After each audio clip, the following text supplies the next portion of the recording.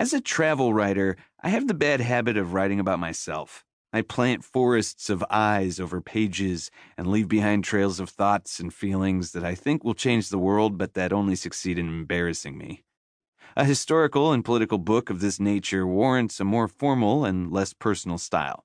While this book, outside of this chapter, may come across as impersonal, I do wish to say up front that it has, in fact, been written with passion and feeling. For me, the seemingly boring subjects of property law, land use planning, and public access legislation are, well, personal. Let me start by telling you about where I grew up. On the western edge of New York State, between the cities of Buffalo and Niagara Falls, is Wheatfield. Sprawling over 28 square miles of mostly flat land and bordered on one end by the mighty Niagara River, Wheatfield was not too long ago a countryside of forests and cornfields.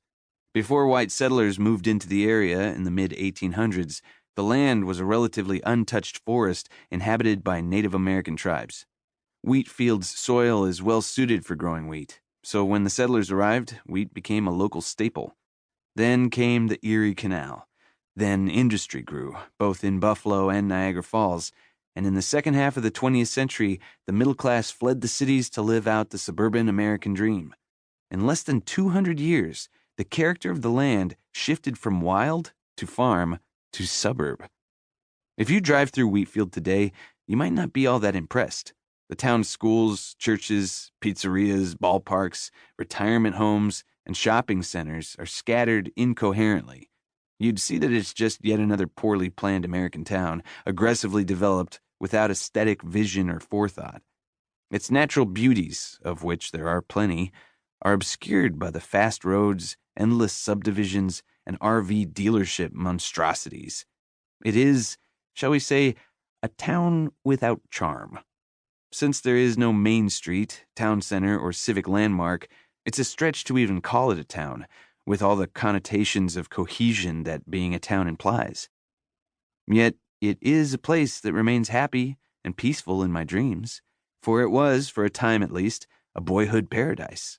My family was among the first to move into a subdivision in Wheatfield called Country Meadows.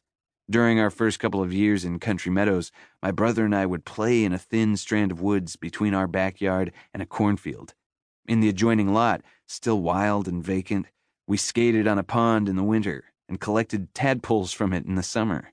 A bunch of new families had just moved to Wheatfield, which back in the late 1980s was mostly farms and fields. We were all strangers. We were all trespassers. There weren't any grouchy old landowners. There weren't any exclusionary signs, rules, or customs. It was a suburb without fences. It was a countryside without guns. And it was suddenly populated by a bunch of excited, working-class families who'd just bought their first homes. My boyhood friends and I roamed over the muddied construction lots, passed through woods, and extended our little football fields and baseball diamonds onto our neighbors' newly planted lawns. We played in the neighborhood's half-constructed homes, some of us laying siege to our friends inside those plywood castles with an artillery of mud clumps. We stole scrap lumber and built forts in the woods behind my home.